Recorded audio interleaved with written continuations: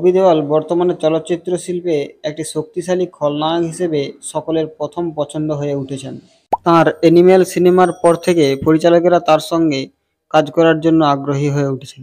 তবে এর পেছনে শুধুমাত্র তার অভিনয় দক্ষতা নয়, বরং তার জনপ্রিয়তাও একটি বড় কারণ। বর্তমানে ববি দেওয়ালের কাছে শাহরুখ খান, সালমান খান এবং রণবীর কাপুরের চেয়ে বেশি সিনেমা রয়েছে। এর মধ্যে আজ 4টি সিনেমা আলোচনা করব, যেগুলি 2025 সালে মুক্তি পাবে।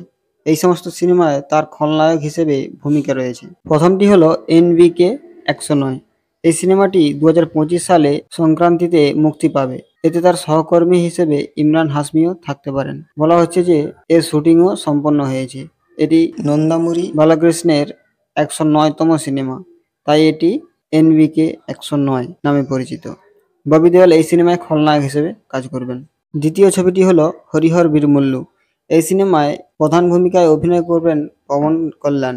এটি একটি বড় সিনেমা হিসেবে ধরা হয়েছে এবং এটি 2024 সালের পরিবর্তে 25 সালে 28শে মার্চ মুক্তি পাবে। এই সিনেমায় পবন কল্যাণের বিপরীতে ববি দেওয়াল থাকবেন এবং তিনি এখানে অরঙ্গজেবের চরিত্রে অভিনয় করবেন। সিনেমাটির টিজার ইতিমধ্যেই প্রকাশিত হয়েছে এবং ববির লুকও প্রকাশিত হয়েছে। তৃতীয়টি হলো আলফা। এটি ইয়াশরাজ ফিল্মস এর স্পাই ইউনিভার্সের একটি সিনেমা, যেখানে ববি দেওয়াল আবারও খলনায়ক চরিত্রে অভিনয় করবেন। এই সিনেমার মুক্তির তারিখ এখনও নির্ধারণ করা হয়নি, তবে এটি 2025 সালে মুক্তি পাওয়ার সম্ভাবনা রয়েছে।